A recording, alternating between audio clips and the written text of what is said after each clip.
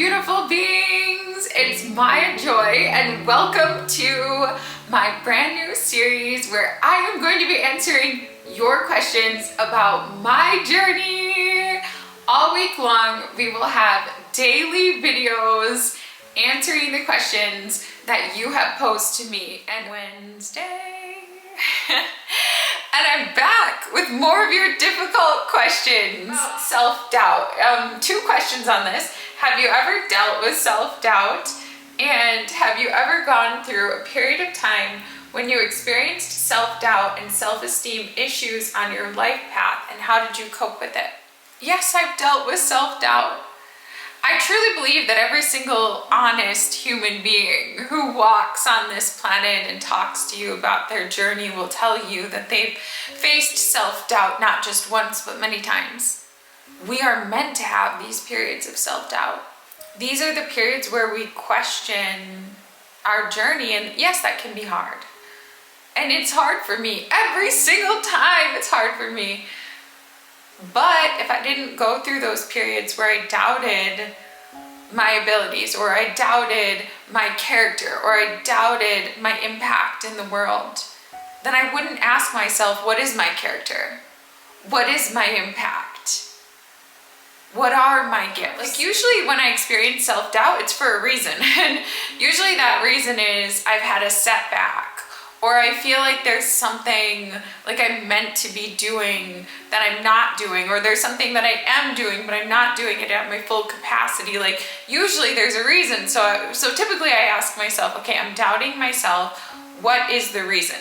Sometimes we can be in like a mild depression, and that can cause self-doubt. And that's a very real thing, and sometimes we need to treat the underlying cause. And certainly, like, during periods where I've been down in life, I have more self-doubt. But generally, I experience self-doubt after I have a setback. To just sit in self-doubt for long periods of time is not productive. But like, for me, when self-doubt presents, like, I always ask, okay, why am I doubting myself? And usually, like, it is because, like, in some way I'm not realizing the vision or potential of who I want to be. What I do is I come back to the moment and I ask myself, am I doing the best that I can right now in the circumstances that I have? If the answer is no, like, if the answer is like, no, you're not, like, you're not doing your best, then I make changes. I'm very responsive. If I have a setback and I make a mistake, and it causes self-doubt, then I start to think, how can I improve? And I make improvements, whether it's learning more, practicing more, changing what I'm doing, changing the approach, or changing the direction. So my response when things are not going right, like, always, like, is step back and reflect. Like, that's always my response. I always take a step back and think, okay, what am I feeling? Why am I feeling this way? What is the larger perspective? What is this teaching me? What could I do to shift this? Is this meant to be shifted? Is this meant to be accepted? Why do I step back? I step back because I'm connecting with God, Source, the universe, the guides, and the angels. So I always seek divine perspective when things are not going well. And I regularly experience self-doubt after setbacks or perceived failures. Like, in the span of a month, like, I probably have like 2 days where I really, for whatever reason, just something just does not go well. And I feel doubtful of my path and my purpose.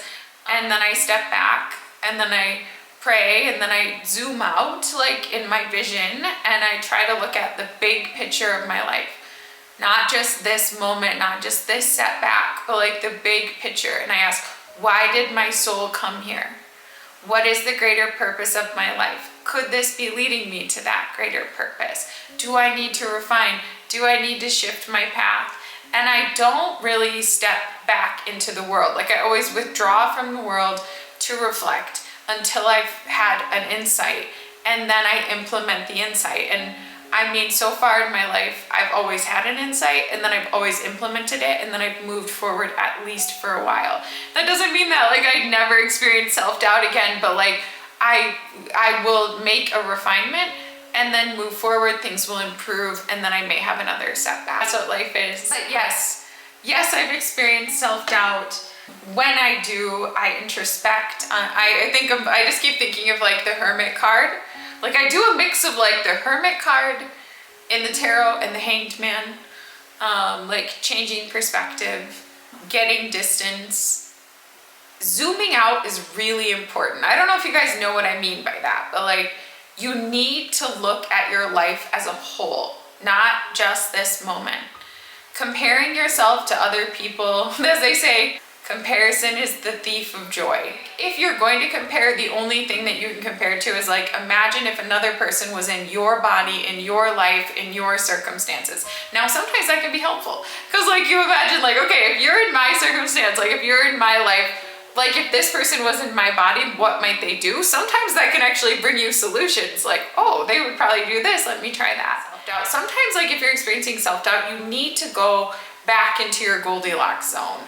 Like I will say that's something that I do as well. So like I will start to implement more things in my life where I know I can succeed or where I know that I can do well. Even if it's like setting like little goals, like, oh, like I'll go on a sunset walk every night, or I'll go to the gym for 10 minutes a day, or I'll make a point to send a loving message or make a little loving call with a friend every morning, or like I'll start to set goals that I know I can achieve, and then I'll start to like show myself that I'm achieving them, like put like a star on the calendar or document it in some way to start like building traction and like building confidence in myself again. So I do a number of things. All of us experience self-doubt, and I've like had a chance in life to meet some really successful people. They all reported self-doubt. I think sometimes like the most successful people experience the most self-doubt, and that's why they're successful, like in the eyes of the world at least, because they're driven by the doubt and they're like driven to prove themselves. Now, is that healthy? I don't know. Sometimes I'll listen to like interviews, like I recently listened to one, and it was with that YouTube creator, I think his name's like Will Tennyson or something. He makes like a lot of like fitness and like health stuff. He's so successful, like all his videos are successful. He's a professional YouTuber, and he was saying like in this interview, like I always like just expect like the ball to drop and just everything to come falling apart and just to fail like all the time. There's really only two types of people. There's people that experience self-doubt, and then there's people with disorders. If a person has no self-doubt ever, that could be that there's something different inside of them. But healthy humans experience self-doubt. I want to help you guys so bad if you're experiencing self-doubt, like to give you the specific guidance that you need. Asking yourself, why am I here? And if you don't have an answer to that question, I mean, I try constantly to give you guys potential answers, like looking at your profile number in human design, your north node in astrology, your life path number, like all these different ways of getting at purpose. But I think focusing back on the purpose, focusing back on doing good, focusing back on your zone of influence, do something of value in the world that you know you can do, and do it consistently and give yourself credit for what you're doing.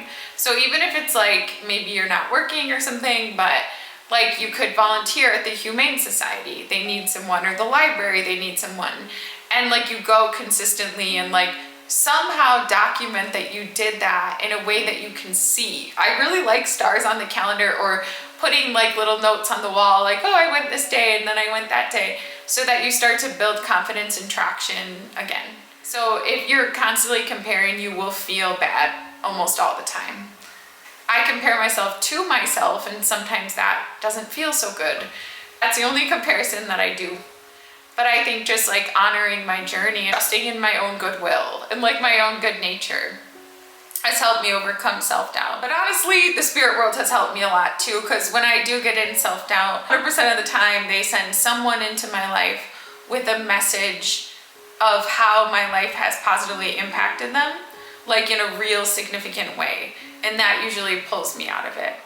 My heart goes out to you guys, anyone who's experiencing self-doubt. And I hope you found a nugget or more, like in this video, hearing about my journey and things I do that maybe can help you with your self-doubt. Number one thing, stop comparing yourself to others. Think, who am I? How can I live a life that I feel better about for myself? Not that in the eyes of the world, for me personally. What small thing can I do? Start doing it. Build traction.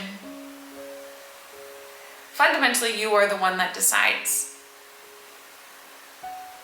the success of your life. Like you are the one, you know, at the end of this life. And so living a life that feels right by you is the greatest key. That's the greatest key. You're only trying to impress yourself. Thank you for watching. Thank you for watching. Come back tomorrow where I'm gonna answer another very fruitful question. Thank you all for your questions. If you have more questions, please put them in the comments below. Have a great day.